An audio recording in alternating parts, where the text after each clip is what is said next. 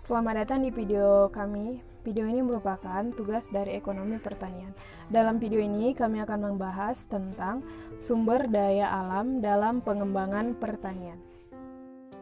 Saya Ceria BR Silalahi, NIM D1B019107.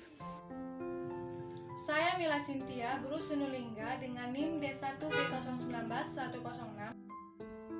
Baiklah, saya Anggri Sitorus, NIM D1B019110. Saya Arafat, NIM D1B019108. Di sini saya akan menjelaskan tentang sumber daya alam. Apa itu sumber daya alam? Sumber daya alam itu adalah segala unsur alam, baik dari lingkungan abiotik maupun biotik, yang dapat digunakan untuk menghasilkan barang guna untuk kehidupan manusia. Sumber daya alam ini terbagi atas dua, yaitu yang dapat diperbarui dan tidak dapat diperbarui.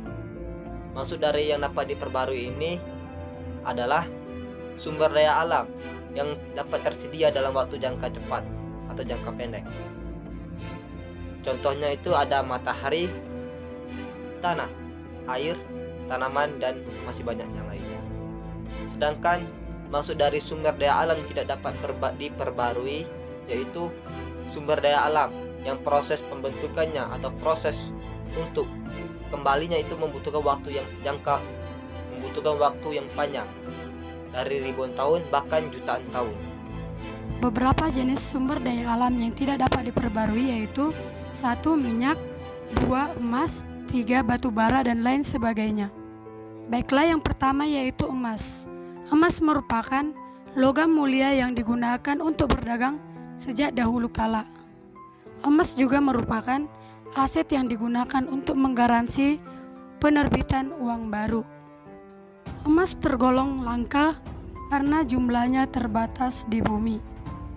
Selain itu, emas juga tidak ditemukan dalam jumlah yang besar, sehingga biaya untuk menggalinya dari perut bumi lebih mahal dari biaya logam lainnya. Emas hanya dapat terbentuk pada supernova yang sangat panas. Oleh karena itu, emas tidak dapat terbentuk secara alami di bumi. Hal inilah yang membuat emas merupakan salah satu contoh sumber daya alam yang tidak dapat diperbarui. Yang selanjutnya yaitu minyak bumi. Minyak bumi merupakan sumber daya alam yang terbentuk dari fosil makhluk hidup pada zaman dahulu kala. Karena proses produksinya sangat lama, minyak bumi diklasifikasikan ke dalam sumber daya alam yang tidak dapat diperbarui. Umumnya minyak bumi dapat ditemukan pada dasar laut atau lipatan geomorfologis. Untuk menariknya keluar, diperlukan proses pengeboran atau penyedotan yang tidak sebentar. Minyak bumi merupakan sumber daya alam yang sangat penting di dunia. Tanpa adanya minyak bumi, mayoritas perekonomian di dunia akan runtuh dan masyarakat tidak akan dapat melaksanakan aktivitas secara normal. Yang selanjutnya yaitu batu bara. Batu bara merupakan sumber daya energi yang dihasilkan dari pembusukan dan dekomposisi tumbuhan-tumbuhan selama ribuan atau bahkan jutaan tahun. Karena memiliki waktu regenerasi yang sangat lambat, batu bara tergolong ke dalam sumber daya alam yang tidak dapat diperbarui. Meskipun memiliki peran yang sangat besar dalam sektor energi, batu bara sekarang sudah mulai ditinggalkan dan digantikan oleh sumber energi yang lebih ramah lingkungan seperti gas alam, nuklir, matahari, dan lain sebagainya. Alasan ditinggalkannya batu bara yaitu karena polusi yang sangat besar. Selain mengeluarkan gas rumah kaca CO2, pembakaran batu bara juga mengeluarkan polutan yang berbentuk partikulat yang dapat merusak paru-paru. Karena proses pembentukannya yang memakan waktu sangat lama, batu bara dianggap sebagai sumber daya alam yang tidak dapat diperbarui. Nah, sekarang saya akan membahas mengenai matahari. Adapun peran radiasi matahari bagi kelangsungan pertanian yaitu sebagai proses fotosintesis bagi tanaman, untuk membantu kelangsungan ekosistem, sebagai sumber energi, serta digunakan untuk pengeringan produk pertanian.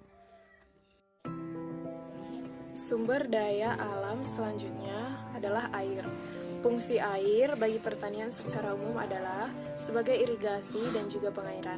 Karena tanpa adanya pengairan yang baik, maka hasil dari tanaman yang dikelola oleh petani tidak akan mendapatkan hasil yang baik juga.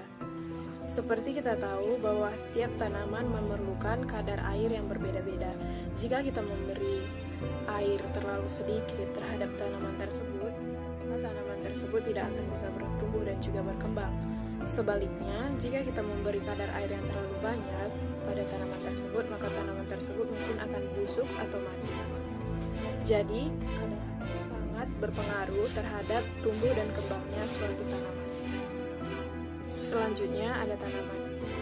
Tanaman merupakan jenis organisme yang dibudidayakan pada suatu ruang atau media untuk dipanen pada masa yang telah ditentukan. Contoh-contoh tanaman yang akan dibudidayakan seperti sayuran, buah-buahan, padi, karena kita tahu padi merupakan bahan pokok utama di Indonesia. Seperti yang kita ketahui, lahan merupakan salah satu faktor penting untuk pertanian. Lahan adalah lahan untuk memproduksi tanaman pertanian dan juga ternak. Lahan terbagi menjadi dua, yaitu lahan basah dan lahan kering. Lahan basah merupakan wilayah tanah pertanian dengan kondisi tanah jenuh dengan air dan bersifat permanen ataupun musiman. Yang kedua, lahan kering. Lahan kering merupakan wilayah tanah pertanian dengan kondisi air yang terbatas dan hanya mengharapkan curah hujan. Selanjutnya, saya akan membahas mengenai diagram penyusutan lahan pertanian akibat alih fungsi lahan. Data diagram di atas diambil dari pemerintah daerah Kabupaten Tanjung Jabung Barat tahun 2018. Data dari statistik pertanian menunjukkan bahwa selama tahun 2013 sampai 2017 terjadi konversi lahan sawah menjadi lahan perkebunan ataupun lahan non pertanian sebanyak kurang lebih 8.900 hektar. Di mana pemicunya yang pertama itu ada harga komoditi perkebunan yang menjanjikan, yang kedua harga lahan yang cukup tinggi sehingga membuat para petani atau pemilik lahan mengkonversikan lahannya menjadi lahan perkebunan.